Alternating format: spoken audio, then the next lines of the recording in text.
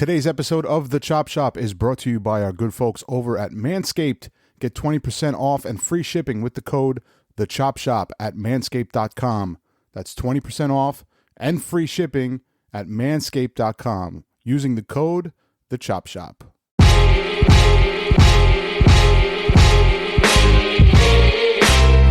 Can it be, people? Good Lord. Oh, here we go. You hear it. Welcome to the Chop Shop. I am Eddie James. Next to me is my VIP, very Italian person. Fastest hands in the tri-state. God damn it. My brother from another mother. DJ, yeah. DJ React. Yes, sir. What's happening? Man, I can tell you what's happening.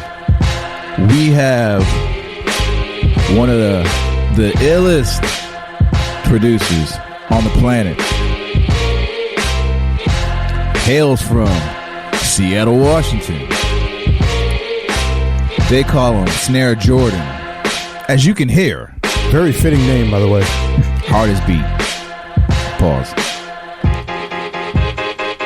Currently, he will be starring in the new White Man Can't Jump movie with Vitamin D. Apparently, because he has a basketball game. I'm just kidding. Ladies and gentlemen, Jake one. What's up? What's up? Yeah. At the Chop Shop. Thanks for having me, guys. Yeah, I got hip to you guys through Vitamin coming over here and taking the mic the other night and has not brought it back. So my audio might be a little diminished. Oh, so he took your microphone. Okay. He took my microphone. He was acting all cool and everything. What you mean? Yeah, I mean, you know, of course I came prepared. Like he took your mic. like people that work construction, like they'd be like, let me grab this saw from down the street. Like, yeah, that was kind of what he did. Yeah, man. Like, you know, you're not getting it back for another week. Actually, you have to go over and get it. I mean, I don't really like recording anybody, so it's always a good excuse to be like, man, I don't even have a mic. Like, no, we're not doing that here. I'm never really, having a problem with the mic being gone at the same time. Wow. Like I said, man, we are so happy that you came on the show, man. I was thrilled, before we were talking off camera, how the song You Hate very much that you sampled, and it's definitely the top 3 maybe hardest rap records or rap joints ever, like hip-hop records. Damn, thank you, man.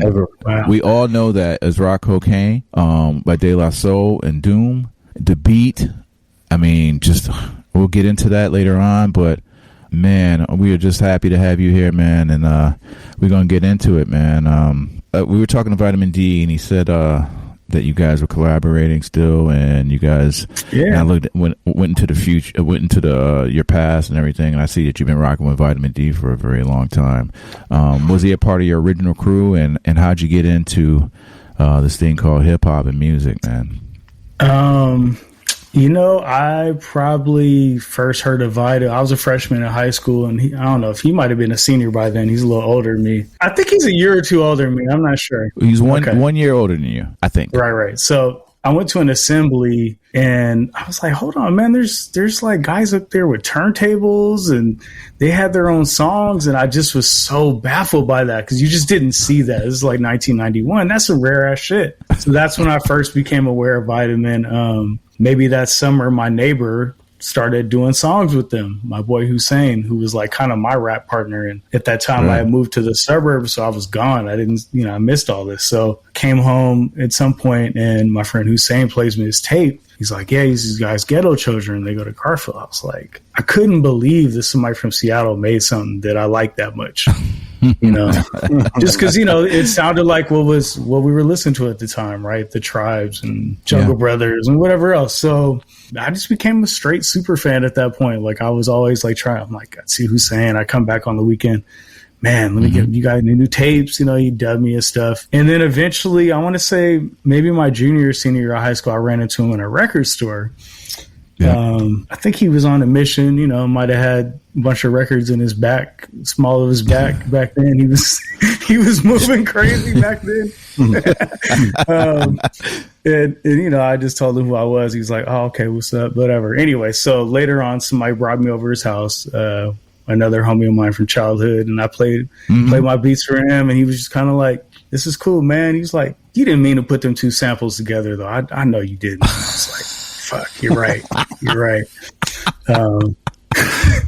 He already dissected your music. And he just was always that guru in that way. Like, I think for our whole neighborhood. So, you know, time goes on. I get better. He gets better. I just got to be around him and watch him do his stuff a lot. So, man, that's really dope. He was never like reluctant to share techniques and all that kind of stuff, which, you know, a lot of old dudes were haters. You know, that was. Yeah. Oh, yeah. That time, you know, so I feel like I try to take that same approach he did to everybody else that came underneath me. Like, I give them whatever I have as far as, you know, my knowledge of how to do any of this shit, you know? Yeah. That's paying it forward, man. Yeah. That's really dope. We speak of your earlier days. So even before that, I'm aware that you are a DJ, right? Yeah. I could do, you know, a little taste. I mean, I wouldn't consider myself. I really don't like DJing. I'm not gonna lie. At this point, when I DJ, it's because they just paid me too much money. So, but I think that was my first goal, right? Like on my street, there was a dude that was like DJing across the street. So summertime, you know, playing Cameo or Gap Band, you know, that time, early 80s. And I just was fascinated by the music. And then when Sugar Hill and all that hit, like the Sugar Hill records, rap just caught me, man. And then, you know, obviously the breakdance era, I was doing windmills, all that shit. I was all about it. I was writing graffiti as a little kid. Like, I think we all thought we had to do that. That's where I was leading into, like, you know, when I listened to your music too, like some of your stuff. And I forgot to mention Party People. He is one half of a super group called Tuxedo with Mayer Hawthorne, funk inspired. When I listened to it. So, you know, those earlier years, you said that you were into the Gap Band and Funkadelic, and were you that kid that had it in the house, or was your parents playing it? It always interests me for my white brothers who really have fucking soul, excuse my language, but have it. I'm always intrigued to know the upbringing, because when I listen to your music, man, and close my eyes, it reminds me of my childhood, like the Tuxedo joints, you know? I think as like a white dude in hip hop, probably have a very different background than most of them do, because I really was raised around a lot of black folks. A lot of black people took care of me. Like, our neighbors were black people. So they would my family would drop me with the Harris family, and I would be in there for the whole summer. So I'm just soaking up what's going on. This is as like a baby, you know, till probably I was like maybe 10 years old. It just was, I didn't think of it as being different until I got older. And I'm like, oh, people didn't really come to it this way. Yeah.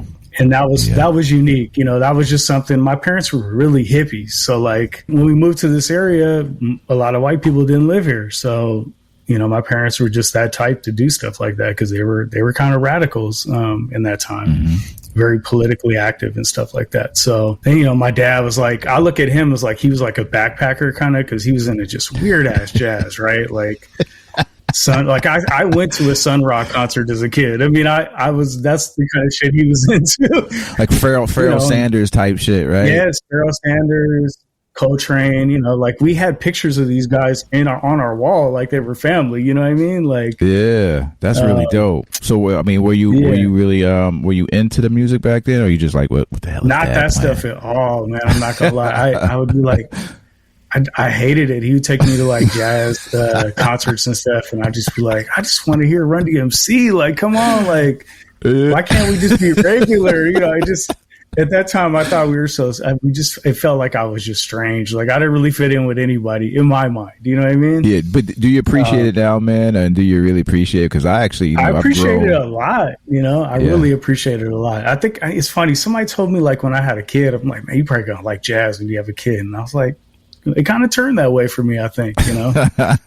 Just the story. I can just see a young Jake at like a jazz concert, and you just like rocking your Adidas and shit, and like just I mean, I have the pictures, with the Kango on, all that. Like, it's just you and your pops me and like other random little kids. Yeah, he was in his zone. Man, I mean, my dad dope. brought me to see Gil Scott Heron. I saw a lot of people when I was a kid. Like that was like normal stuff. Yeah. Yeah, see, that was playing in my household. Like, you know, I mean, that was a little bit more soulful. Yeah, my pops was not playing like, you know, Pharoah Sanders and Coltrane. It was more like, you know, Harlem River Drive and, you know, that's amazing though. Joe Sample, you know, right. Crusaders and stuff like that. You know, things that had funk in it.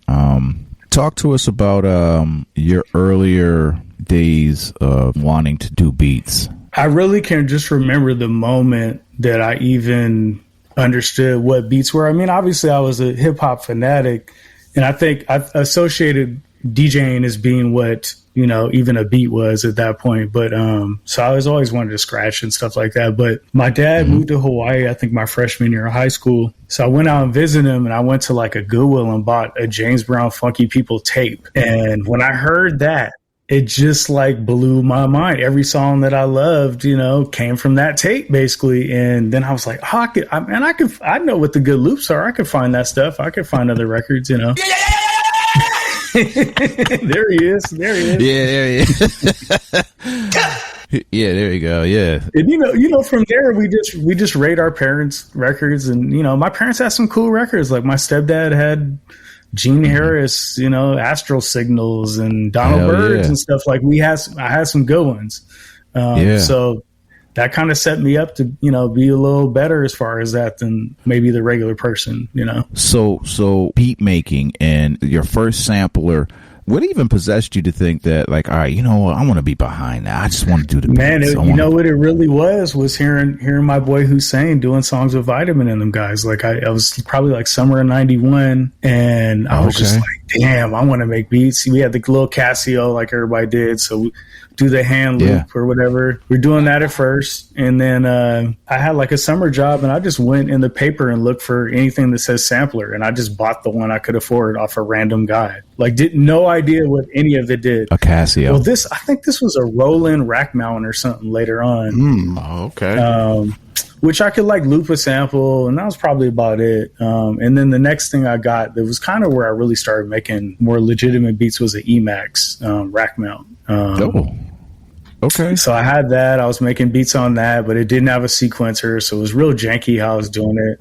Yeah, and then this is when I started hanging out with Vita. He's like, man, you need to get a sequencer. And I was like, what's that? What does that do? You know what I mean? Like, he's like, well, man, if you want to like make the kick do this and the snare do this. I was like, oh shit, okay, that's how they do it. So I went and bought I sold my first beat to a dude named Native Son. Wait a minute, really? I was good enough at making beats with just loops that like people were liking my beats, at least, you know. I mean, so you had the sampler. Were you tracking it once at a time? I was just triggering it with a keyboard. Okay. You know, it had a weird function on the Emax, and I don't even know how I figured this out. You could hit record, press like a drum loop, and hit stop when the drum loop ends, and that's your loop. And then I would just fit in whatever with that drum loop. So I might loop the drums from Nobody Beats the Biz or whatever the hell it was, right? Yeah. And then I put my Crusaders on it, and then I have like, you know, we would have those changes that made no sense. You just put like as many loops in there as you could, and you're just soloing muting. And that's the first beat I sold was one of those, you know what I mean? That's dope. I went to the studio the first time, which was a studio right up the street from my house where they did like some big E40 records and stuff like that. Sam Stevens studio. And they were like, so you need to track it out, make it do it like, you know, make it this part come in this. And I was doing it all manually. So I just was so frazzled. I had no idea. I was like, but I don't know how, like didn't know how to separate the sounds. So the dude who bought the beat from me was like, man, I'm going to give you this money. Go, you know, get the sequencer. So then I bought the MMT8, and that was when I first started sequencing. That's dope. Elysis MMT8, right? Yeah. It's like it's a gray one, I think. Yeah. I got a picture of that somewhere. Yeah. Yeah, man. We all got janky equipment stories, man. They all know about my situation. You know, pedal sampler and, you know, HR16 Elysis. Yeah, see, that was the drum machine for Elysis, right? It was the same. Yeah. They had the drum machine, the sequencer, right? Yeah. And Vita had the HR16 back then. I remember that's thinking, what he said. This is crazy.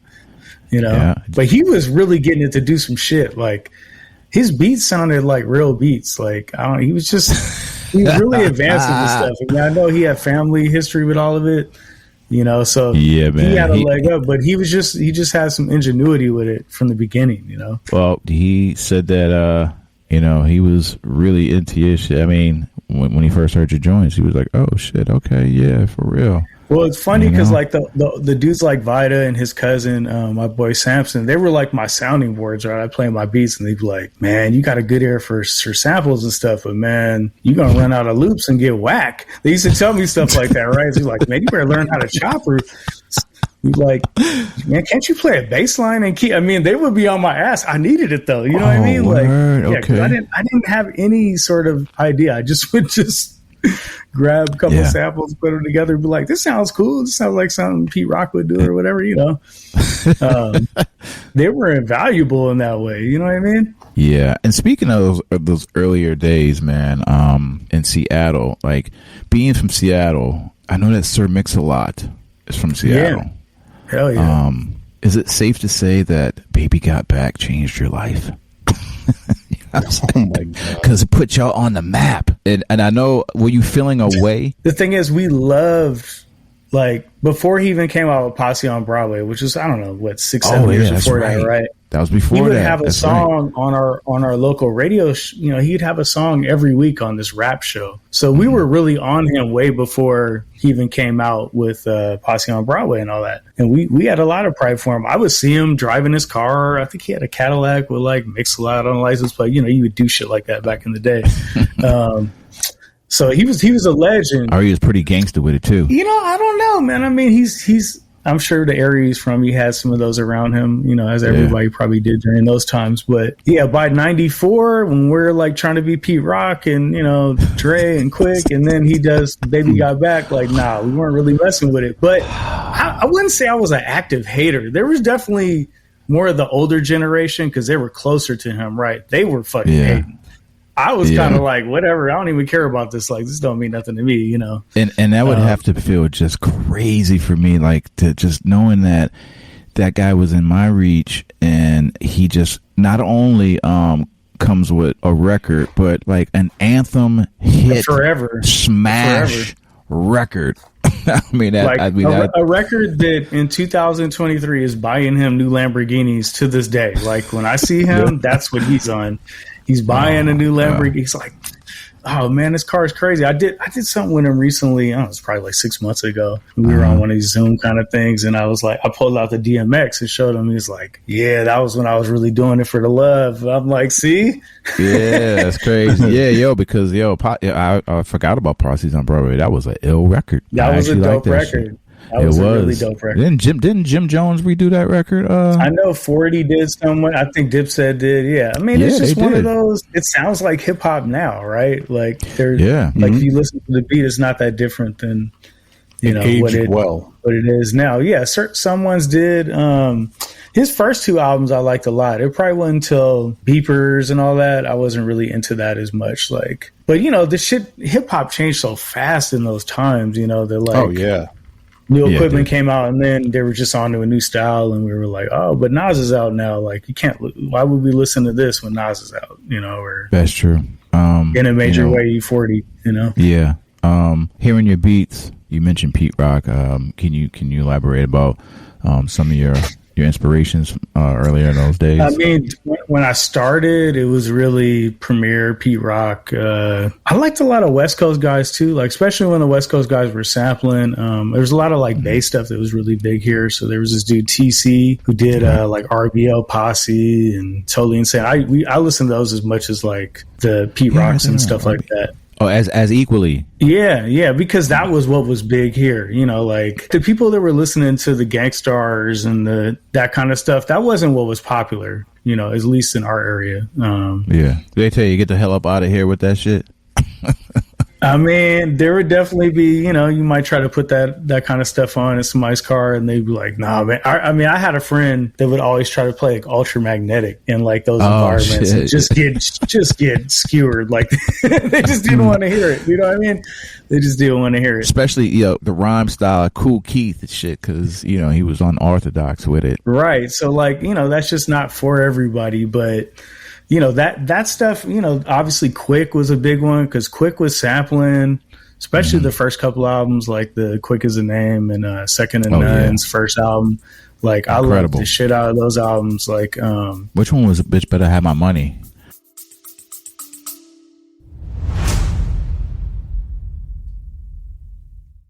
Attention, basketball fanatics. It is game time. That's right. NBA season is back. You already know. Knicks tape all day long, but it's okay. Even if you're not a Knicks fan, we got an MVP slam dunk for you this season. That's right. Our friends over at Manscaped, they just put out some game-changing stuff. This trimmer is 100% your new MVP. It's going to give you that nothing but net feeling once you're done. The brand new Lawnmower 5.0 Ultra from Manscaped. Do not be the guy who fouls out in the grooming department. Be the guy that scores 20% off and free shipping with the code TheChopShop at Manscaped.com. Get the Lawnmower 5.0 Ultra and get your grooming game in championship form. Let me break down the play-by-play for you real quick. Inside this package, the star of the show, the Lawnmower 5.0 Ultra. This is their 5th generation trimmer. It has 2 interchangeable blades. It's 2 razors in one. There's a standard blade for taking a little bit off the top, and their new foil blade, which will keep you nice and smooth wherever you decide to shave. The Lawnmower 5.0 Ultra also features dual LED spotlights. That is right. You could shave your balls in the dark. Trust me, I tried it the other day in complete darkness. No nicks, no cuts. Complete darkness, smooth balls. Don't forget, if you're taking it on the go, Manscaped's got you covered. This puppy comes with the travel case already. It even has a travel lock feature on the device itself to avoid any accidental powering and weird looks at the airport. We are on the cutting edge of cutting pubes, people. Upgrade your ball trimmer and your life will follow. Once again, get 20% off plus free shipping with the code TheChopShop at Manscaped.com. That's 20% off plus free shipping with our code TheChopShop at Manscaped.com. I could promise you, you've never seen a ball trimmer look like a spaceship. This thing is a spaceship. Get yours today from our folks over at Manscaped. That was AMG's solo, and it's funny. AMG actually told me he did that beat, so you know everybody got those stories, I guess. Too. Yeah. Or I thought Quick did that one up. And Second and None says they kind of did their beats too, so I don't know, man. Yeah. You know, whenever I meet any of these guys I look to in that way, I'd always just, ask them questions. Like anytime I'm with Premier, I'm just getting on his nerves. Like, but did you really take the snare from the beat nuts? Because that hurts me if that really did happen. That's what I think. And he would just be like, man, why are you bringing this up? Yeah, like, you talk about his signature snare that he used on. Well, there's a couple, man. I'm not gonna blow him up, but yeah, I mean, we love Premier. We all romanticize a certain thing about the people we grew up listening to, and absolutely. Premier's probably still my favorite. You know what I mean? He's still number one, but like there was these rules that like the OGs around me were trying to have me adhere to that clearly didn't matter to the dudes that were making the shit. That's wild. I think React has one of your first records, one or two. Check it out. Yeah. It's like there's a really funny story about this one. What's about to happen right about now? You know what I'm saying, Clips? Yeah. MCs out there, your best stand clear. AR Eclipse is a world premiere. We get down for a town in your atmosphere. Okay, this shit knocks. Yeah, it does. This shit goes. This one got some burn. This one kind of got some burn, actually. Yeah, shout to Eclipse. World premiere. Premiere. Yeah. So they say that was your first joint, but I actually heard it was. Yeah, there's some ones before that, but that's probably the first one that even made any noise, I think. So talk about that record, and then I think we have another record that I think might have went before it, because when I hear it... So I did that one, that was when I got an EPS 16 Plus. I did that beat on the 16 Plus, and that's what started me into being in Sonic Dude. Okay. And RC is like still like one of my best friends. He's from Toronto, and I met these group of guys from Toronto, mainly this guy, Mr. Attic, who was a producer for this group called Grassroots, and he did like Old Time Killing for Cardinal, he did a lot of joints. Okay, actually. yeah. And I just love the way his beat sounded. So that's what made me buy EPS 16 plus. And he really schooled me on how to use that thing like over the phone, you know, like back then. So that beat right there, right? The world premiere. What year was that? There was an R&B. That was probably 96, maybe. I might have made it in 95. But that actually got jacked for an R&B remix for Nicole Ray on Elektra Records. And Cameron has a verse on it. It's literally the same beat. On some really wild shit, I ended up meeting the dude that made the beat way later in life, Brian Morgan, who is SWV's producer, right? Yeah. Who wrote all those songs. And he told me the story was that he was in the studio. He had bought a bunch of records from Fat Beats, and he just did a blend off of my beat with her vocals playing. And Missy was like, "We're using it." And it was like it was a promo only 12-inch. I think it's called Nicole. You can't see. I can't see. I'm sorry, Jake. He looked at your vinyl in the studio when he bought it and saw Seattle, Washington. He was like, "These motherfuckers ain't gonna know about this. They ain't gonna hear this shit." Yeah, exactly.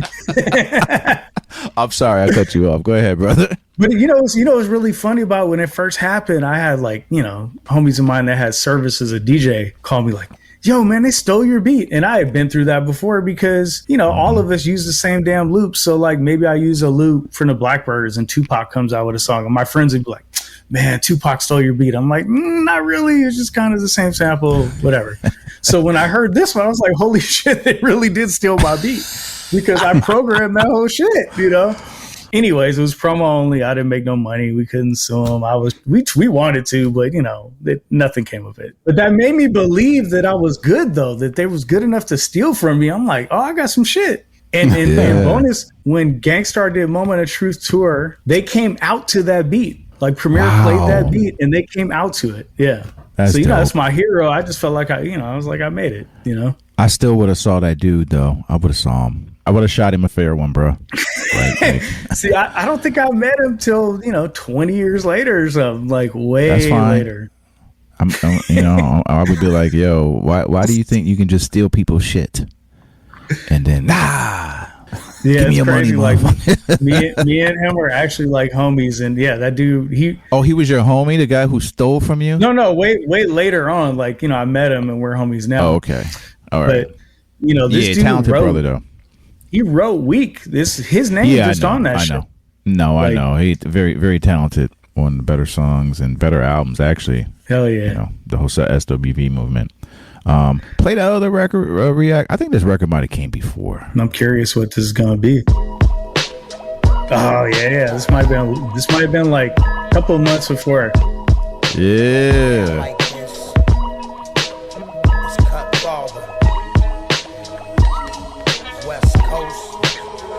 Yeah. All right, so listen to the bass line and how off it is, though. I be the MC with complex rhyme telepathy, hollow point holes and not the right notes. Not the right notes. No, sir. Yeah, so nobody around me was like, "Hey, man, that might not be right in there." Usually it's the engineer always say, "Hey, guess who was the engineer? Somebody didn't know what the hell they doing." Me. Oh, fucking vitamin. I was about to say vitamin D. Vita would have been on my ass if you'd have been there for that one. Hey, but it still slapped. You know what I'm saying? Like, what's really random is it was a David Oliver sample I used back then. I was like, ooh, nobody knows about this one. David Oliver. It was kind of crazy to use him in whatever I was, 95 or something.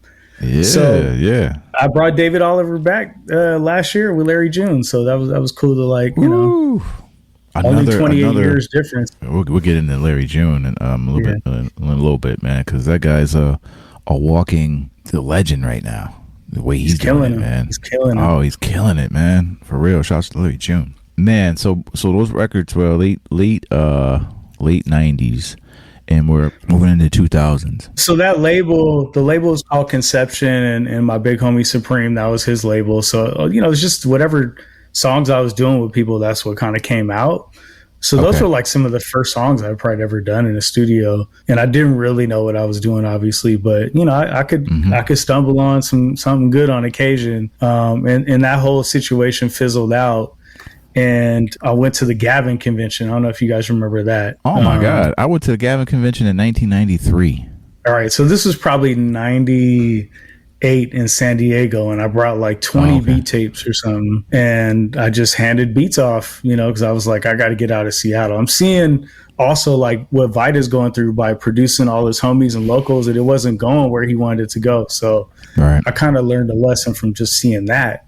So I give out like 20 tapes. My boy Cutfather, rest in peace, was the weed man of the whole function. He had the Seattle weed, which was a powerful thing in those days.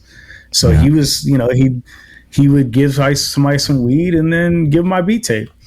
That was kind of how it was going. And then when I got home, I probably had maybe like 8 people called me, which seemed like pretty crazy, like for that time. That was, I want to say 1999. So it's like High Tech, the dudes from Mood, like some people was like actually ended up being something, right? Word, that's dope. Yeah, back then. So, and I ended up getting my first manager, who was this dude, Walt Liquor. Oh my God. His name was Walt.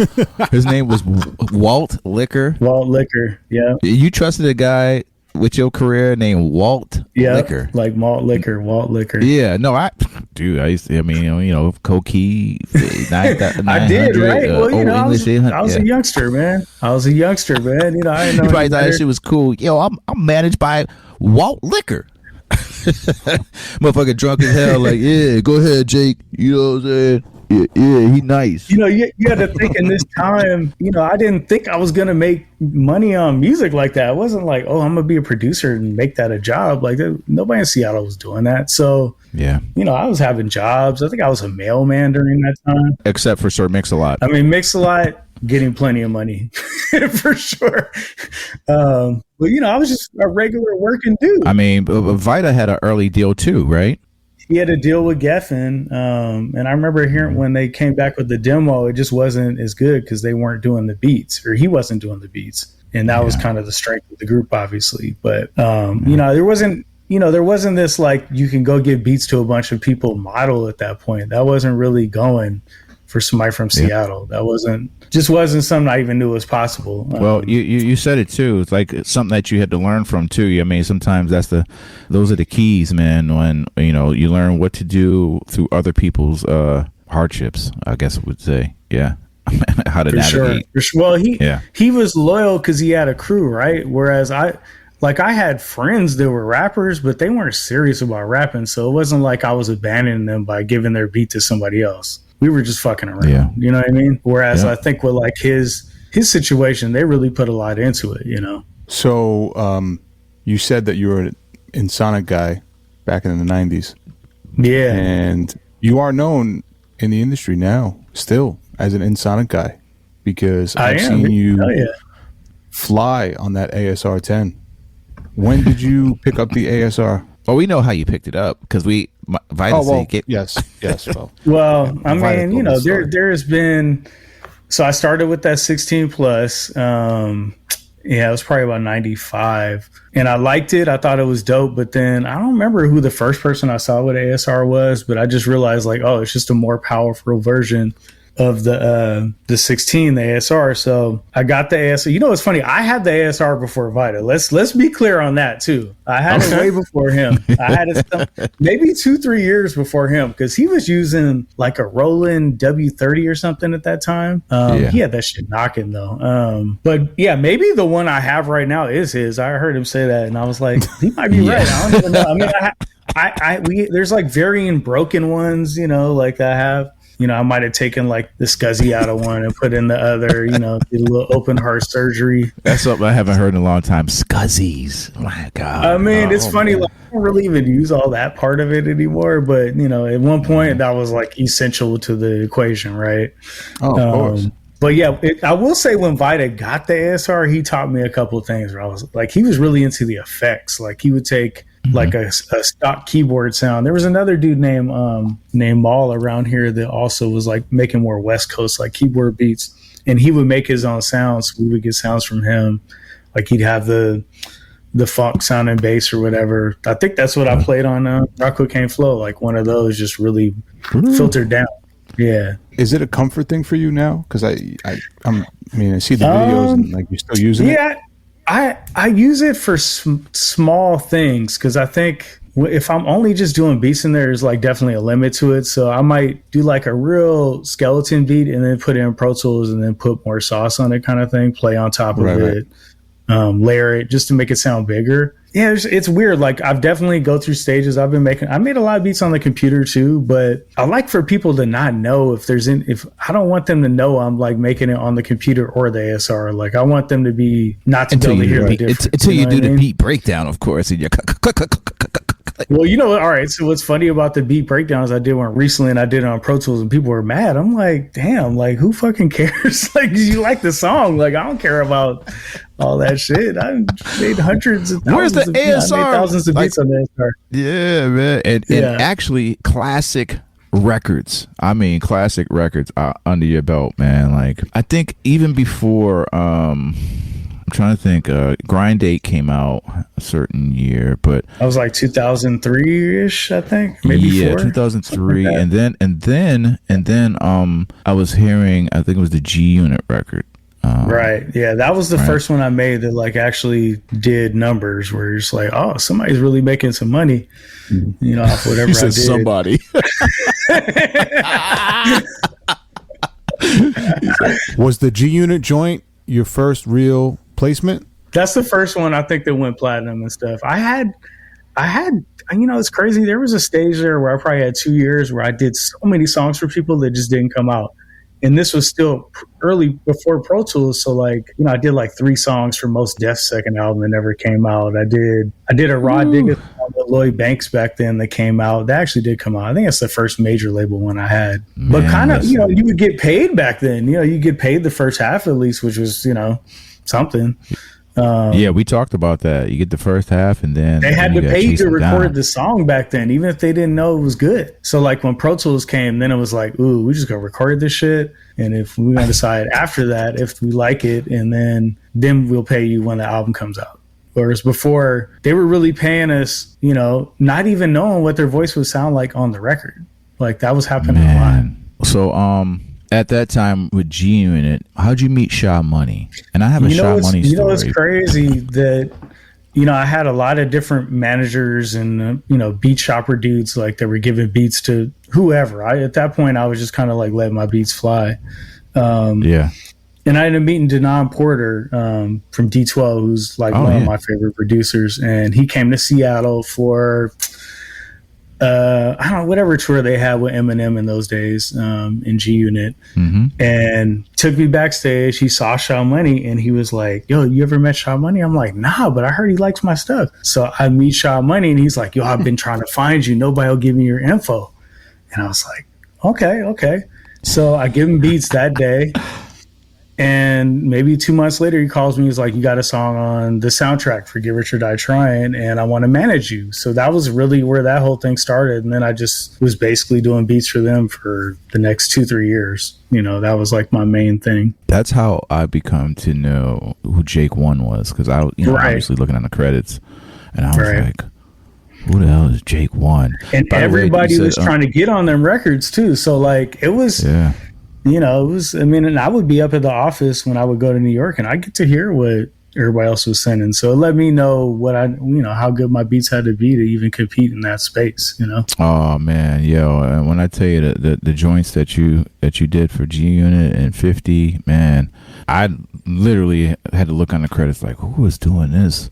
Because, they stood out because I was real hip hoppy, right? Compared to like the other stuff, know? There you go. Well, just rewinding back real quick to Sha Money. I have a Sha Money story, man. And your manager, Sha Money, and I, when we were interns at Def Jam.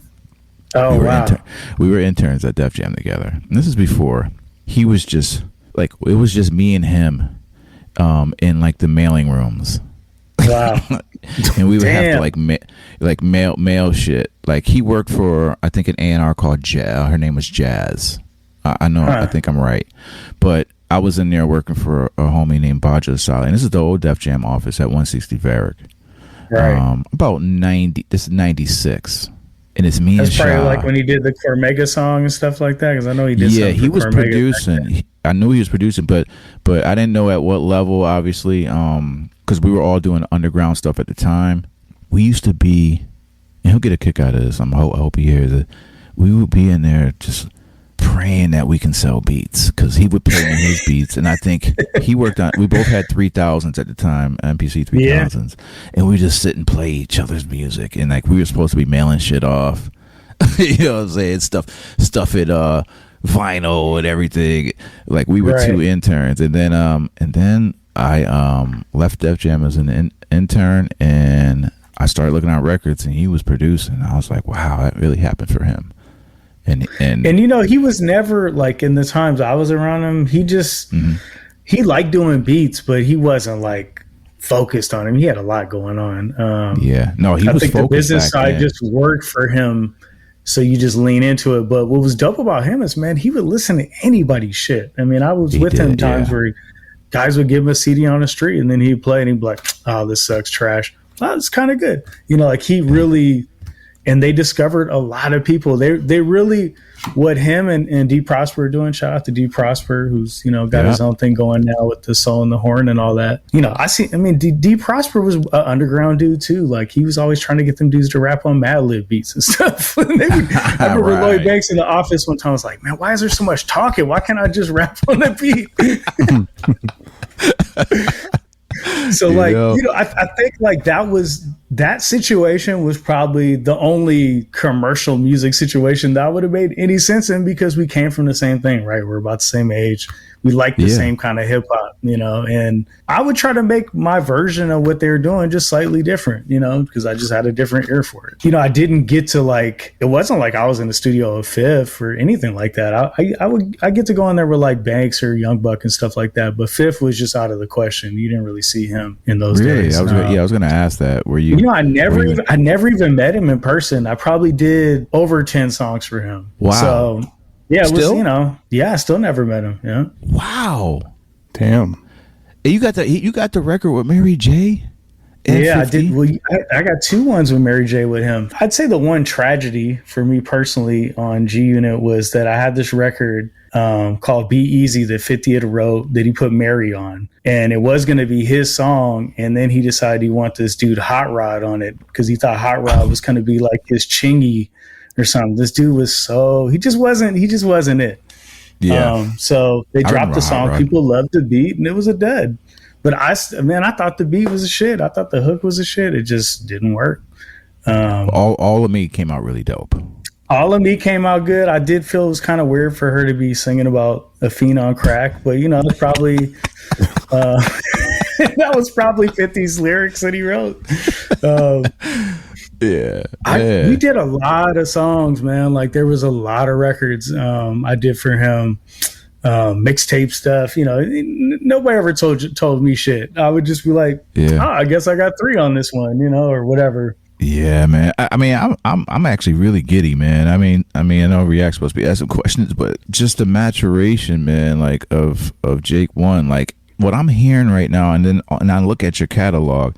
I mean, there's just so much music, and for a person to be once in Seattle, you know, Washington, and then, you know, doing underground records, and then all of a sudden it feels like, I know it's not overnight, and there's no overnight successes, but I'm looking at your discography, man, and it's crazy. You know, you work with Ghostface, and obviously the De La record, you know, obviously one of the dopest records for Three Kings.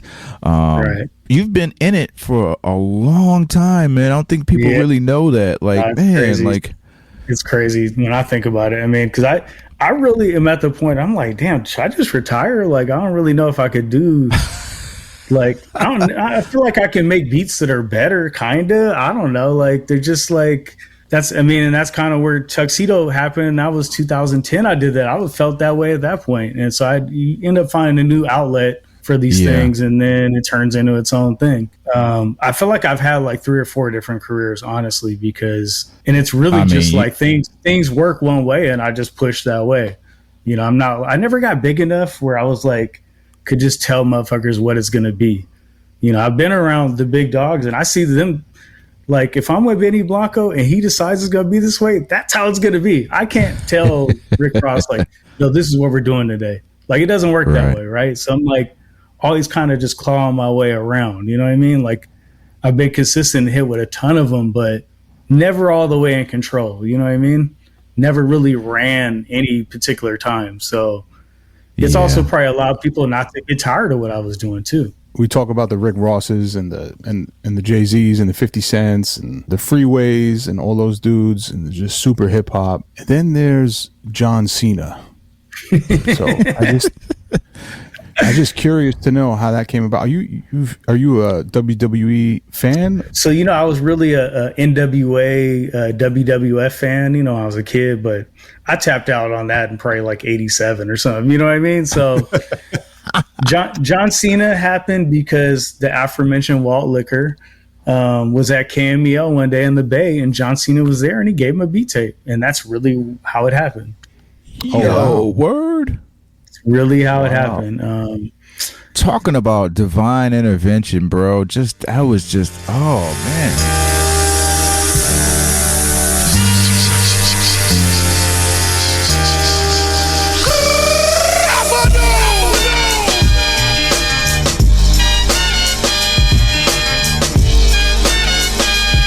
I told my son I was meeting with the guy who did this, and he was like,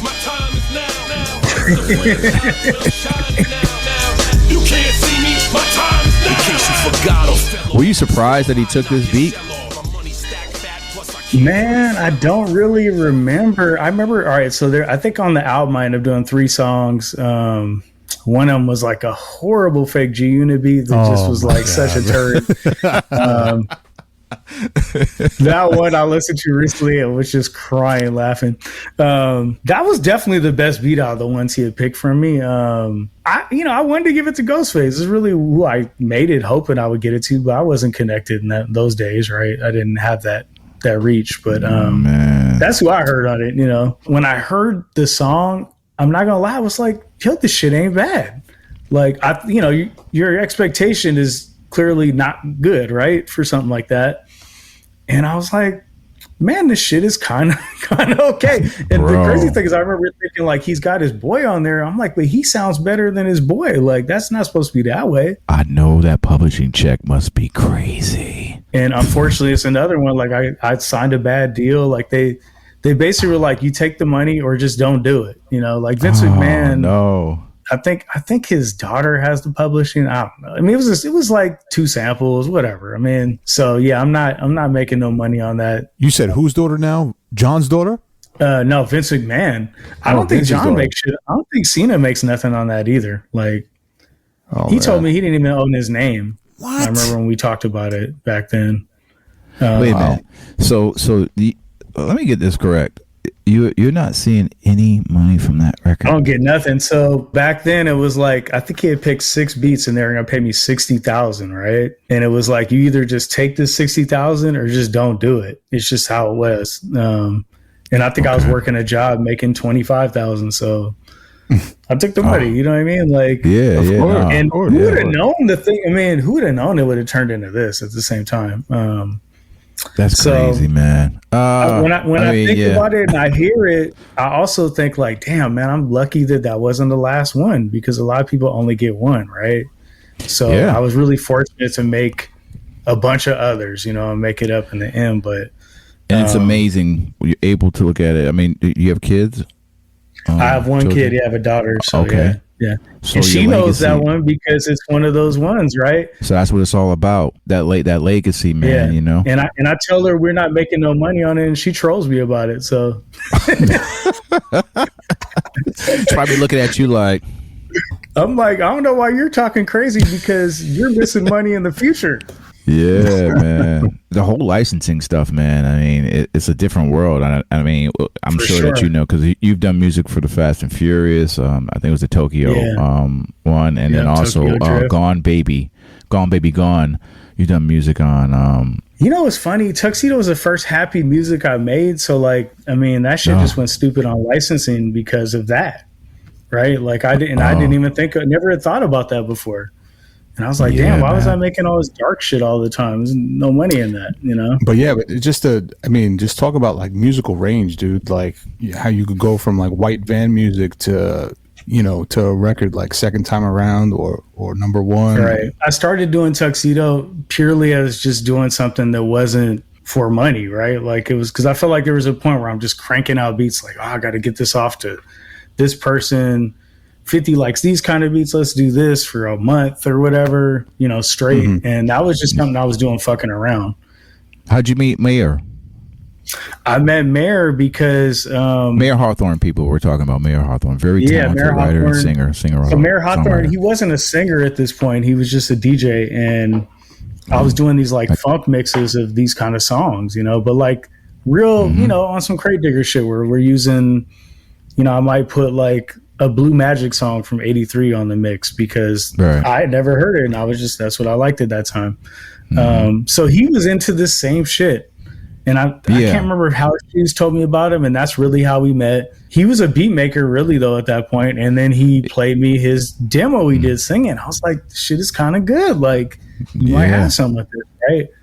And I started making these beats, the early Tuxedo beats, and he would send me songs back. And that's really how it started. Like, it wasn't really meant to be a group necessarily at the time. Yeah, I came across Mayer Hawthorne through his mixes, and he had like, because they're like Stone's Throw mixes, and there was a whole bunch of them, and he was playing like fire, like funk and like records I never heard too, like rare records, and they were fucking dope. I was like, and then all of a sudden, I think he had like just released like one of his first solo albums, and I was like, this motherfucker sing too, he crooning. And it was just, I played it for my pops, and my pops was like, yo, this shit is crazy. And then and then all of a sudden, man, when I heard that you two were together, I was like, wait a minute, you mean the Jake one from the Jake one who did Rocc Co.Kane and all the G Unit stuff and like white fan music, and when I heard it, man, it was Do It. When I heard Do It, man, I was like, oh my God, man. Just talking about the musicality, I wanted to ask you about that earlier. You said that you were hanging around, those guys were musicians, but you play keys. A little bit. I've learned it. So what's funny is I moved to the Bay in 2006 when I quit my job. That's the last time I had a job, was into 2005 when Shaw Money became my manager. I probably had the Cena money or something. I was feeling good. I was like, man, fuck this job. Had that first grand in the bank, like 100 grand. Like I was feeling rich at the time, but I moved down there and I was like, I'm gonna give myself a couple of years to really try, So I ended up meeting this guy named G Coop, who was like teaching a homie of mine piano lessons. So I started taking piano lessons from him. And G Coop was the first dude that I was around that was into like vintage keyboards and guitars and amps and all this stuff, right? And he ended up playing on all my shit around that time. He played on all the white band music stuff, with live stuff. And, I just got like a rudimentary feel for, some basic theory. And what's crazy, G Coop ended up doing Bad and Bougie. He ended up doing It's a Vibe. I mean, we did feature stuff together, a couple of other ones you'd be surprised by, but that's really where it started. And once I could play a couple of chords, I always was into G-Funk. I love West Coast stuff, right? Man. And this was kind of my outlet to do that, Well, I can hear it, man, because coming up in my house, it was all funk, and when I listen to the Tuxedo records, I'm telling you, man, I am a super fan of Tuxedo, man. Thank you. Do It. I thought, I was like, damn, I want to be in a video. That video looked fun. They got people dancing and shit. I was like, I wasn't even at that video. I'm always telling them, like, I shouldn't even be in the video. Our biggest song, I wasn't there. I don't need to be in the video. But yeah. Can you run that record, React? I just love this record, man. I got a new one for you. I like the way that sounds. I'm about to do it for you. I like to break it down. This joint has got me open. Ooh, that's my favorite song. I put my thing in motion. I do it all night long.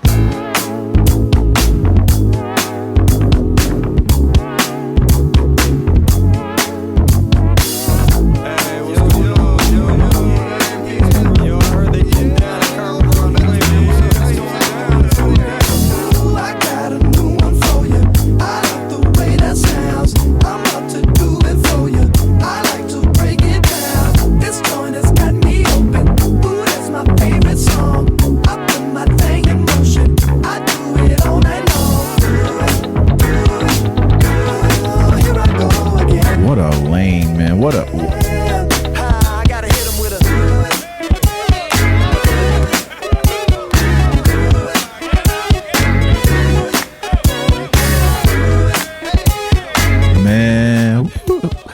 to say my woo.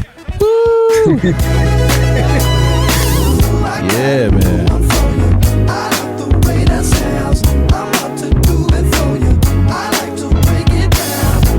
Yo, just incredible, man. Like the pocket that you're in, and even when the chorus comes on, you know, just like I couldn't believe it. I was like, this is Jake 1? Like, I mean, it was surprising to me, honestly. And I think, you know, with Tuxedo, we weren't really just trying to make like a record from 1982, right? Like I think the G-Funk part was a big reason. We wanted to make something that sounded like Dog Pound would have sampled it. Like that was really, you know, is Battle Cat going to like this? But it sounds new. You know, yeah, we wanted it to sound new and something, you know, that's I think what made it different because we came from that hip hop. You know, like Mayer's group was signed to Rocc. You know what I mean? He did scratches on Slum Village songs. You know? So like, he come from that. I think that's what made us like unique and come with something different. And the funny thing is, we were sitting on a lot of those songs for, you know, some years because his solo career was so big. You know, management wasn't really like, I don't know, should we even try this? This is weird. This is different. And I want to say like Get Lucky came out and Bruno Mars Treasure, and we're like, damn, this is kind of like in the zone. That same lane, I don't want to make it seem like we bit them, so we just dropped the 3 songs and it just took off. Yeah, just put them on SoundCloud. Man, Tuxedo was so fire, and then I didn't, like I said, I didn't believe it was you until I saw you in the tuxedo. You were in the baby blue old school. Yeah, they had me in some crazy. Yeah, I'm not the right. I definitely wasn't the costume director. You know, you don't ball in the tuxedo, right? Nah, I don't know if I could get a shot off with one of those things on. You know, like isn't there like an old school? Like, you know, some of those early Nike posters, I feel like one of them was in a tuxedo. Maybe it was George Gervin or somebody. Oh, yeah. You know. Oh, no, it wasn't the Iceman, but it's a different like, one that somebody is in. Like, one of the original Nike posters. I felt like one of them's in a tuxedo. I don't remember who it was, though. Well, I know. I mean, if there was ever a poster, it probably had a suit on. Was, you know, Clyde Frazier or something like that. You know, it's like cool shit. But he had the fur coat and everything. Yo, you see his fits for the playoffs, boy? Clean. He's been turning up. Your hoop game, like you are a fan of basketball, and then a fan of basketball. I'm a diehard. Yeah. But Vita said that you got game, and I said, "Get that." I mean, if you could imagine like Khalid Al-Amin and like JJ Redick put together, then that's probably how I play. Like, okay. Right. You know, I had a few. I had a few brothers tell me, you know, when he said, you know, when Vita said this shit was wet, pause, because, you know, he said, yeah, you know. Come on, man, we know what that means. I know, right? I'm tired. I'm tired of playing this game. Mint Plus, because we call him, you know, the producer Mint Plus, man. He don't play that, man. So when we did the Vita clip, he was like, yeah, you know, man. He's like, man, Jake was wet.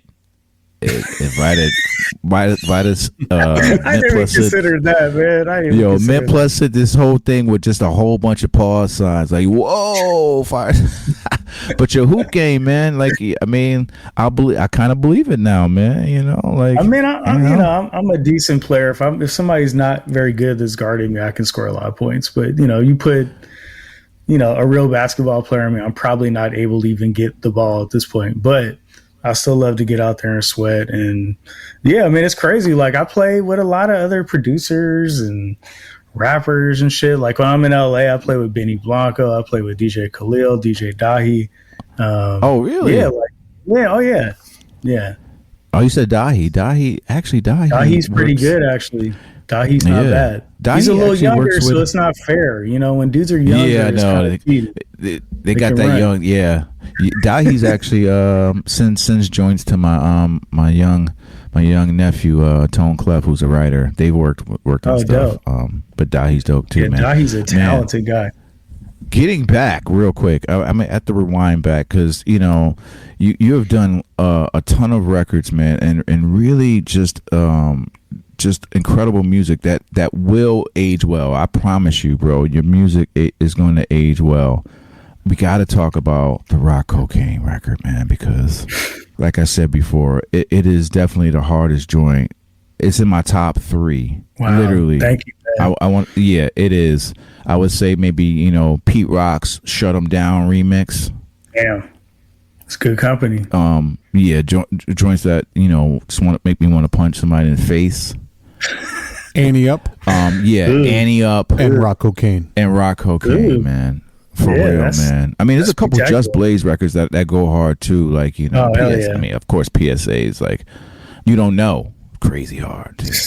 Right. Yeah. And I'd say like You Don't Know in that era, the Rockefeller stuff even inspired that breakdown, because that's really what I was going for. Because they had the big dramatic intros with the kicks and stuff. Yeah, and I just played with the tempo. That was really the only thing that was different about it. I don't even know what made me do that. Honestly, I don't. React and I are actually very curious to know about the publishing of that record. That was not a great publishing split for me and the guys. Okay. The guys from Space, I think, took 90% of the publishing, from what I remember. I haven't looked; it's been a minute, but that's crazy. Do you think they deserve 90%? Like, because I don't. I feel like absolutely not. If we did that now, probably would have had somebody in there re-singing. Who fucking knows? But probably wouldn't have been as great though either. So like, I don't know. You win some, you lose some with that. That's the thing with sampling. It's kind of just out of your control. Once you do that, you know what I mean? And sometimes it works out great. Sometimes you get fucked. Yeah. Were you in the studio for that session? I was not. They came to town. They came to Seattle, and I handed them a beat CD back then, and that's how it happened. My boy John Moore introduced me to him. He's really close with Mace. And I want to say they picked like 4 or 5 beats, and that was one of them. I remember being surprised by that because it just did not seem like something they would rap on. But I remember when they did it, they were like, Pops was like, yeah, this song's really good. It's pretty good, man. I think you're going to like it. I was like, all right, dope. Oh my God. It wound up being, seriously, top 3 hardest records to date. I mean, I was just hyped because like De La is my favorite group. So like, De La Soul's Dead, when I first started making beats and getting, even knowing what samples were, I feel like that was one of the early ones. It was like listed the samples like Lou Donaldson, Potbelly contains, and I'm like, I gotta find this record, or Edna Wright. Oh, I'm looking everywhere for this shit. I didn't find it back then, right? Yeah. So they were like instrumental in me even getting to that place. That's crazy. That's crazy. You even said Lou Donaldson, because the last interview we did with Vitamin D, he said that that Jake One was, like into like looping like Crusaders, jazz samples, blah blah blah. And I said Lou Donaldson. He said, I don't even think he was onto that yet. But you said Lou Donaldson. I mean, that's really dope, because Potbelly was the record. Yeah, those are the standard ones, right? Ode to Billy Joe, Potbelly. So like, yes. I was really like just wanted those back then, they just set me on that journey, and I was just a super fan. So to make something for them that they were like ending shows with and all that, it just blew my mind to this day, Yo, the first time I ever heard Rocc Co.Kane, I was with you, Eddie. Say word. Yep. I remember. That's the type of impact that shit had. Damn. I remember. Yeah. I remember where I was, who played it for me, and like I lost my fucking mind. I was in your crib. Just to know, man. I mean, listen, man. I mean, people, if you can see Jake's, he got the smile on his face because he knew, he is forever imprinted, it's stamped into hip hop, classic records. People, for real, classic producer. That's what we, that's what you hope to do, right? Is make something that like impacts people. Like, you don't really think it could happen, but like anytime I do one that I'm like, damn, that shit's just ubiquitous in life, like where random people know it, and I don't have to tell you what. Like for me, I'm always been the kind of person like, if I meet somebody, I'm not gonna be like, tell them what I do. I don't like have a a manuscript of like every song I produce. Like I don't know. I just feel like when people ask me, it sounds stupid when I tell them. Yeah, right? Yeah. Because they're like, "Oh, cool, you do music." They probably they don't really think I So like They don't like really you work with understand. anybody I ever heard of, and I'm just like, and I'll just I tell them like probably a lot. Yeah, I just don't Probably you know, everybody. I don't want to fire names off at you. You know what I mean? Yeah, Drake. You start with Drake. When I tell like a stranger that I make music and the level I do it at and what I do, it's nothing really good ever comes of it for me. You know what I mean? It's like listen to my son's guitar demo, whatever it is. Well, you know why? I mean? You know why? Because we're all wearing dad hats in here. That's right. We all like super dads. Like Jake one looks like for real like somebody's. You know, we're all dads, but Jake really looks like prototypical. I'm all in on it, man. Dad. I come on. I went to the golf course twice today. Like, Yeah. I mean, I'm all. Oh shit! I'm all the way invested at this point. I was going to ask you what your handicap is too. I mean, my handicap's kind of rough still. I'm 3 years in, but I'm like a 13 handicap now. Okay. But I've been working at it. Shit. It's the first new hobby I had probably since I started making beats. I'm not gonna lie. So I got a whole case of Titleist in here, man. You want them? it's crazy. I will say the coolest thing happened to me in that front. This week I got like invited to play on somebody's like TV show golf thing, and they're giving me free clubs, and I was like, yeah, all right, this is good now. I'm down with this. You know what I mean? Yeah, That's what's up. man. That's dope, man. Any upcoming projects, man? I mean, I know you got the whole. First of all, I like to give you props, man, and I like to give you, I don't want to, sound like any other shows out here, but yeah, you do deserve your flowers in real time. I mean, people just Google Jake One and just look at his discography. It's crazy.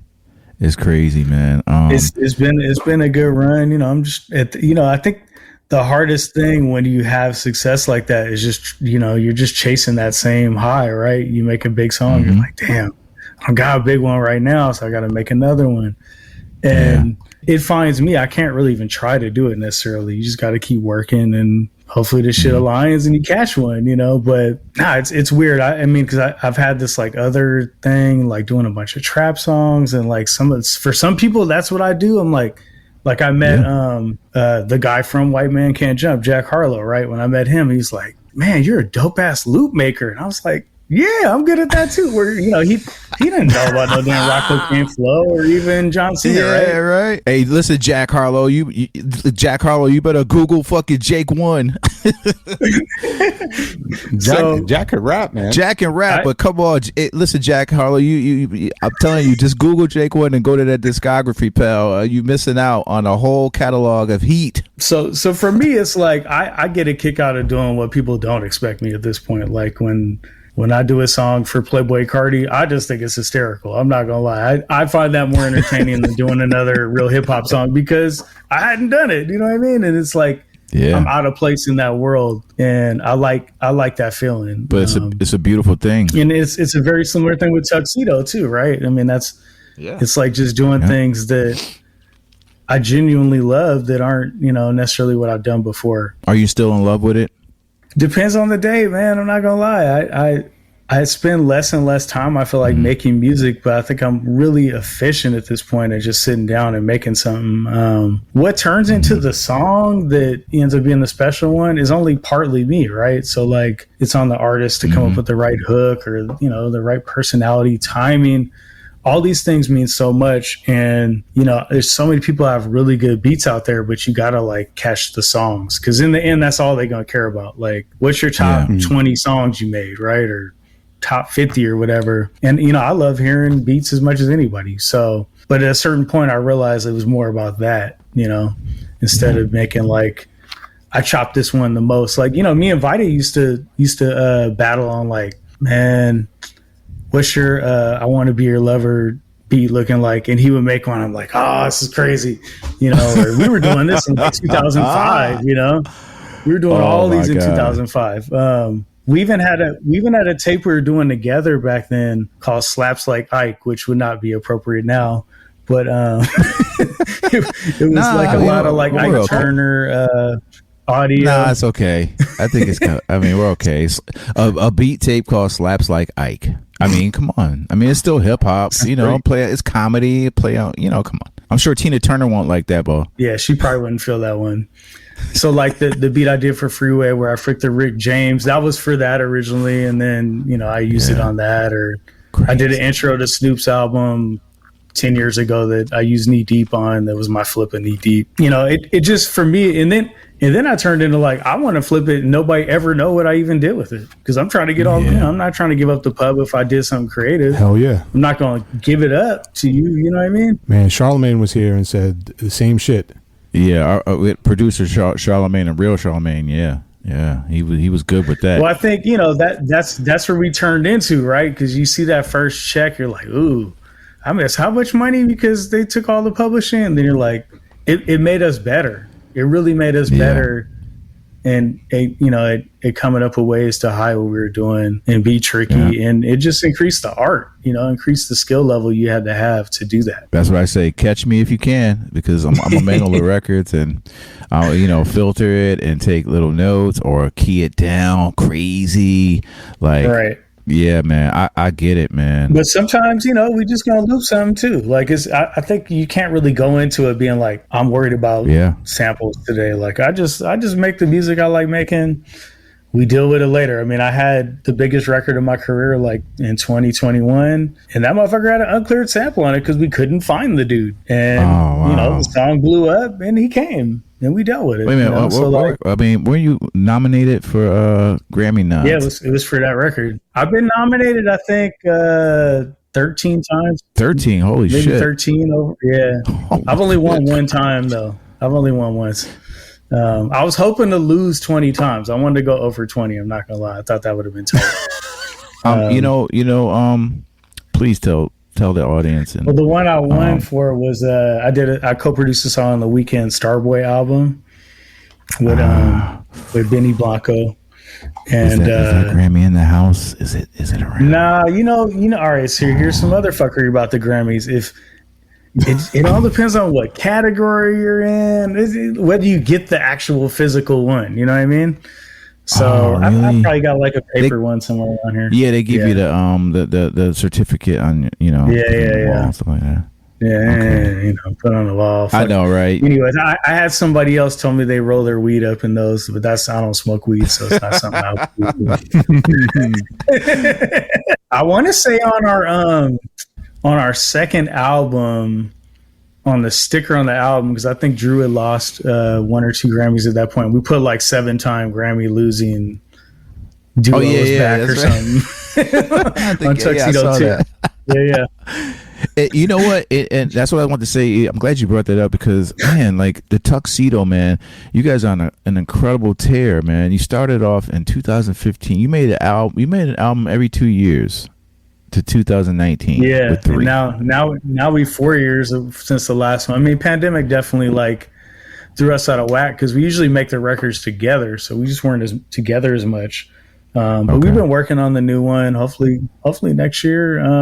It's the interesting thing with having a side group is that we don't really need each other to survive, right? So he's having success with his, I'm having success, I'm happy for him, but at the same time I'm like, I don't need your ass, we're not gonna fight, you know what I mean? Like, so we get together. That's a beautiful thing now. It's really like a vacation kind of vibe, you know what I mean? Like we're kicking it, we just went to Tokyo and did like a week of shows out there and had a ball. I saw on your IG that you guys were rehearsing for some shows coming up. I think it's in Cali coming up, maybe. We did a week in Tokyo, and then we did a show in San Diego. We got a couple other ones. Yeah, San Diego show. Okay, so you did that show already.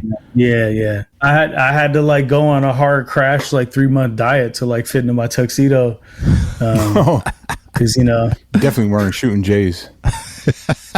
Oh man, I was really out there playing hard. Like I was playing defense and stuff. Like I don't know. Right, with the young cats running around you and shit. Man. Oh yeah. Oh, yeah. Hey, you gotta be. Listen, those joints. Pause. I mean, they don't work as good these days. You gotta be careful out there, man. You don't. I don't want to put it in the air. I'm not trying to be the. I don't want to be the dude out there with the Achilles tear. I'm really working hard. I wasn't gonna say it. I don't want to say it. I was gonna say you better be careful because that shit will roll up like a lampshade, bro. Like for real, like. You don't want that. And that's the only thing I was thinking about. Any advice for young producers coming in, man? Man, it's such a different game at this point that it's really hard to tell people or even know what the approach is, because there's dudes that are like producer influencers that don't have any songs that I've heard of, but they're popping, right? Whereas, you know, from my era, it's like, well, what songs did you do? If you know, for me, if somebody didn't do a song that I was like, oh, fuck, I wish I'd have made that, then I don't really look at them that way. You know what I mean? That was like the only tier of like what, you know, the guys we look to.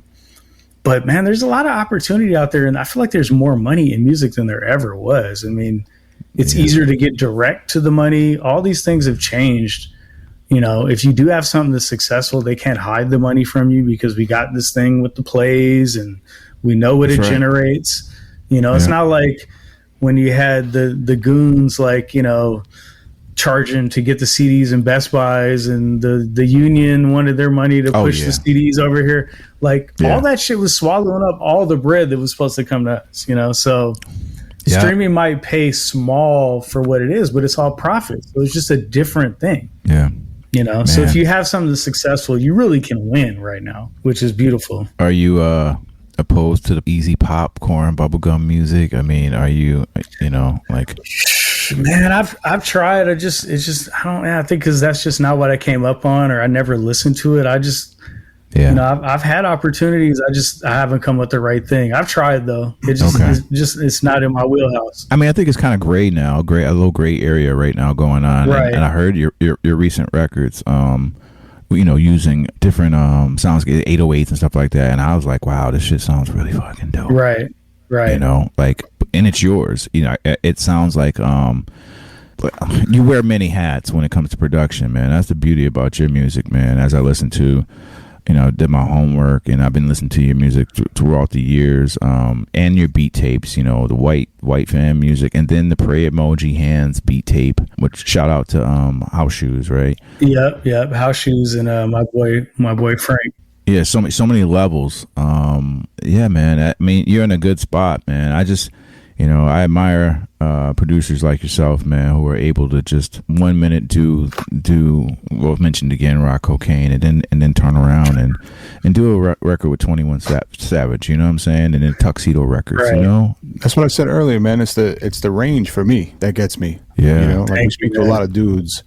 And you're welcome. You know, I will say, I don't think many people have a discography that touch these different kind of people that I have done at this point, and big records, man. Not just like, you know, random ones. So, and I wish I could say I was really trying to do that every time, but it just worked out that way. I feel like any of the stuff that I did was successful is because I just did what I wanted to do. As soon as like it turns into, yo, man, can you do this particular? I just don't want to do it. I don't know. It's like turns it into a job. You know what I mean? Like I need to be feeling like it's my idea, you know, whatever it is. And speaking of which, a regular day for Jake One, do you still do music on a regular, or you come home and work on joints, or?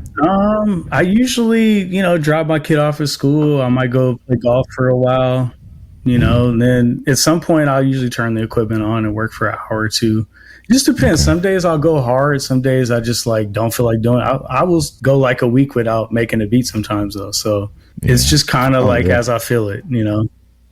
For me, that's what seems to work. I don't the pressure. I don't like that part. I don't like going to the studio with people. I'm just like, I'm over all that. Feel you. You know what I mean? Just want to kind of be in my bubble. I think the pandemic made me realize like that was better for me, and I had more success doing it. So it was like, you know, I guess. Yeah. That part of it, you know, it just reaffirmed it. As Vitamin D would say, the Great Reset. I mean, it's weird. Before 2020, I was doing Tuxedo, and then I was doing a lot of that trap stuff where I'm just doing the music. And I was thinking, oh, maybe I'm just not like a dude that makes a full beat no more. Like I thought, like maybe that's just over for me. No, and then 2020, cool. I got back into it. You know, for some reason, I just caught the bug again, and I started doing full beats again. So it's like. I think just sitting in the house and having all that time was nice for sure. There's so many, especially up in your area too, man. You know, shouts to Deli got beats and You know, do you have a funny Eric G story? I definitely not the one that Vita has, but I was definitely there, like when Eric G first came out and then was doing the beat battles and stuff. But you know, we have a lot of other dudes that people don't even know are from here. Like this dude named Malay, he played on some of my early stuff. He's from out here, and he produced the whole Channel Orange Frank Ocean album. Like talented ass musician. No way. Yeah, you hear that? That you was hear one of my proteges. Yeah. Did you hear that, Justin? My son Justin is a Frank Ocean fanatic, bro. Hardcore. There are some of my drums on that album too. Before I even put Snare Jordan out, because I had given him to Malay. Yeah, that is so dope, man. Speaking of which, man, I got a bone to pick with you, brother. Oh, here we go. Yeah, I bought all of the Snare Jordans, right? Oh, thank you, man. Thank you. Yeah, I did all of them. I own them all. I even own Prayer Emoji. And all I ever wanted out of all those dope sounds that you gave us is I just wanted the real snare to Rocc Co.Kane. It's not in there. Put it in there. No, I feel as though like. Do you want me to tell you what it is? Because I know you have a record. Yeah.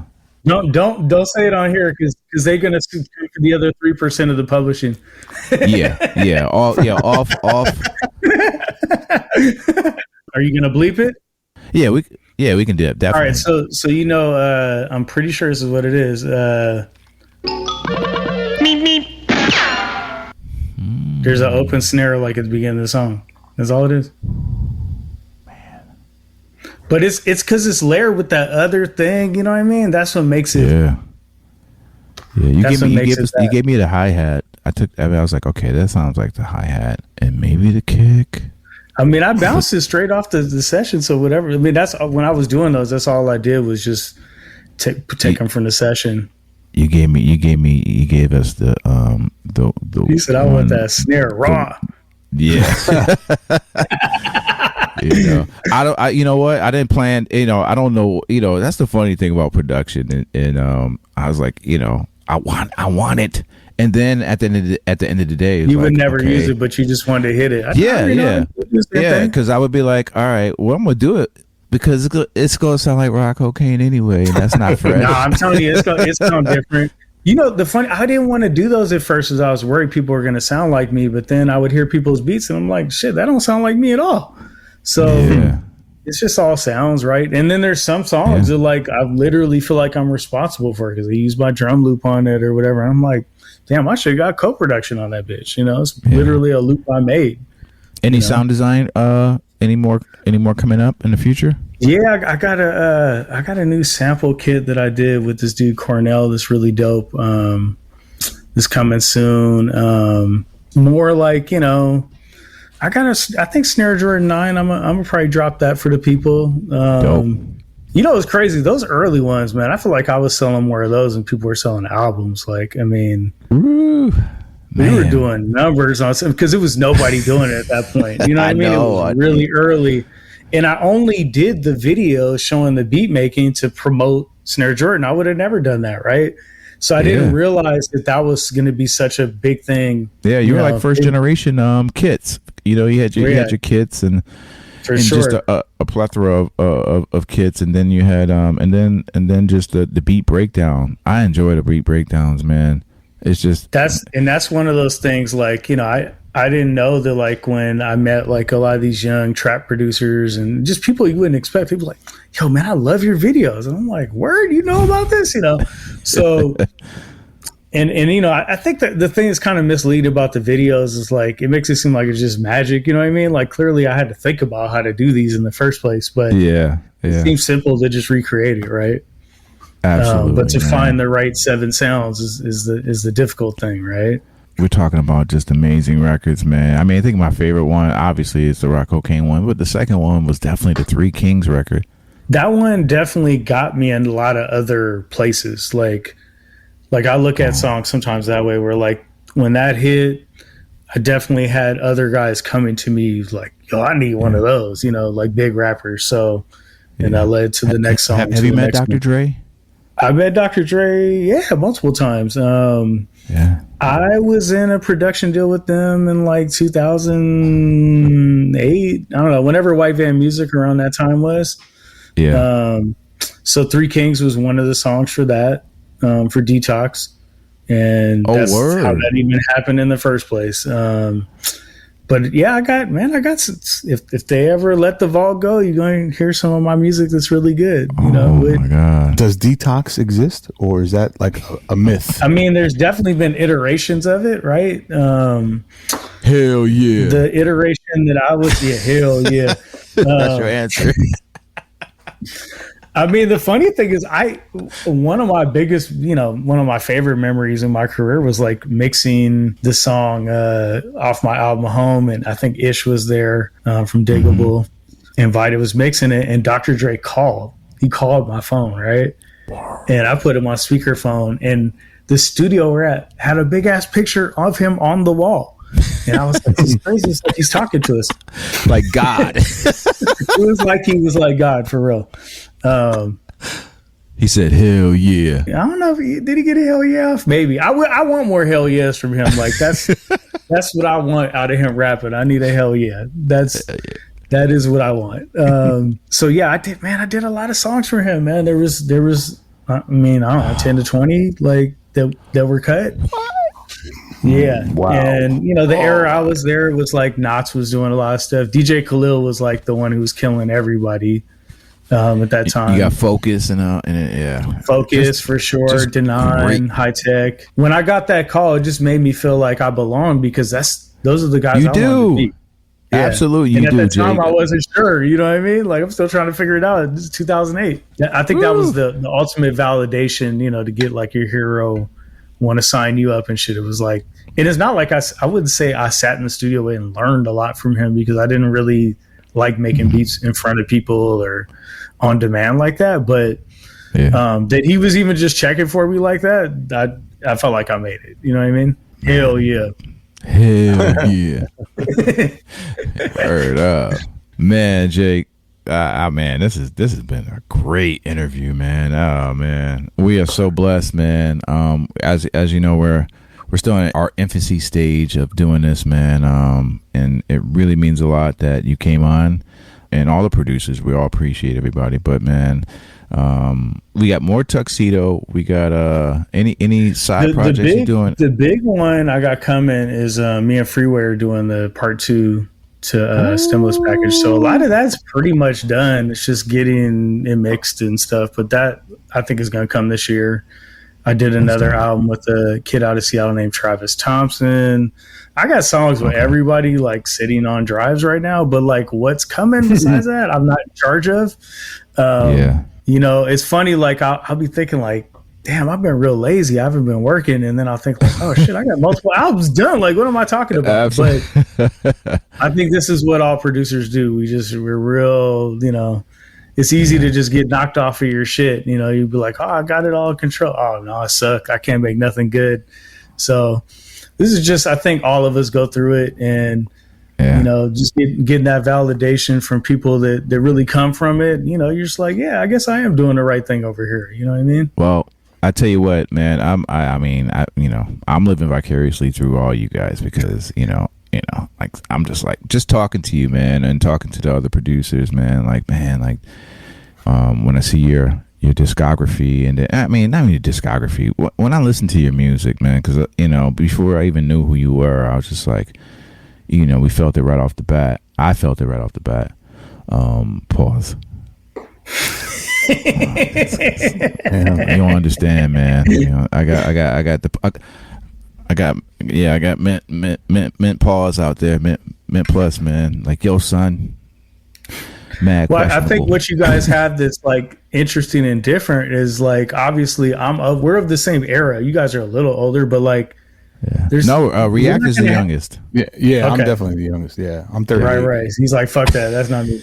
But like, we're not going to have, like the newer generation isn't going to know what the struggle it is to just make a 4-bar loop of anything or a 1-bar loop. So like, I think it gives context to like music that was made in the earlier days to like even know what the equipment was, because we can't just, I mean, I'll think about how easy it is to loop something. You can put a whole song on beat now. Like, putting 4 bars on beat was like a real accomplishment at one point. I just sighed, bro. It was so hard. It was so hard, bro. So like it sounds crazy, but this also like there's not much of an excuse. And I talked to Vita about this a lot, and DJ Khalil. It's like, if you're not good in this phase of what we have to work with for technology, then you just don't got it. Like, there's no excuse to not be good. You can put a graph up to tell you what the right note is. You can make it so you don't hit a bad note. All these things are there for you. And there you have it, ladies and gentlemen, because we said, you just answered for all you up and coming producers. What he just said is the gem and the jewel right there. It's set up for you to succeed. Yep. Period. Everything. And now there's stems too, bro. Come on, remember how hard it was? How hard it was for us to work around the drums and then to chop the sample to get it right. Another thing that I feel like I brought to the game was I was arguably the first dude using stems, like in 2007, 8. Like, I mean, we met a homie that was working at Concord, my boy Caslow, and he was like, yeah, man, I got these Isaac Hayes stems. And I was like, what? And, so me and Vitamin thought like, oh, we could make our own thing now, right? Ooh, I could just take the flute from Look of Love. That's what I wasn't thinking like, oh, I'm just going to take the drums or whatever. I just thought like, oh, I could combine all the different things and chop them different and make my own music, right? Yeah. And that was like, I feel like that took what I was doing to a whole different tier. I got so much better with just that. Right. And then I turned into the dude that was like getting some of these labels to come up off of this shit. I mean, I even see some of this other people have. I'm like, damn, I sourced that. Like, I should have not let nobody get that shit. Nobody would have to be able to make this beat. You know what I mean? So, it had to turn that way at a certain point, because shit just got crazy. But, that alone. And now, we got Serato stems, we got Lala, we got RX-7. I mean, these are making songs possible that weren't possible before. I couldn't have made Private Valet for Larry June without that shit. You know what I mean? Like, that I could just, I don't want the drums in there. So let me just, now I can put my own drums on there and make it hit, get the fidelity right, play around it. We couldn't do that before. So you got to use these new things with our old thinking sometimes. You know what I mean? I think that's what makes it special. I'm glad you told me that because I'm still learning. How about that, man? At my age, all should be. What inspired me a lot on that front was Lord Finesse. So me and Lord Finesse are pretty close. And he's Lord Finesse. He might only be like 5 years older than me or something, but like I think of him as being hella older than me because he had records out of 16, right? Yeah. And this dude's the one showing me like the trick on Ableton. You know what I mean? Like he still has that thirst for knowledge. Oh yeah. He showed me a couple things that I implemented, and he has beats that I don't know what he's doing with all this stuff, but like he has amazing beats he's just sitting on now. Lord Finesse is an enigma, man, for real. That guy, man, super fucking dope DJ too. Oh, very dope ill DJ. I was talking to Vita about this, and I think he might have the highest cumulative score for all three. Like to be like that good at rapping, that good at beats, and actually, and a great DJ. Like he might not be the best at any of them, but if we talking all three put together, most guys. I don't know who else could do that as good as that. Jake, I don't want to take much of your time up. We don't want to take much of your time up, man. It has been a pleasure talking to you, man. It's so much knowledge and so much history. From your beginnings to your discography, man. It's exhausting looking at your discography, but it is. And I was like, but it's all good music that's going to age well for the ages, man. And React and I We really appreciate you coming out to the Chop Shop. Thank you, Ladies man. and gentlemen, Keep doing what you're doing. Uno, Snare Jordan, White Man Can't Jump is coming out soon. He's in it.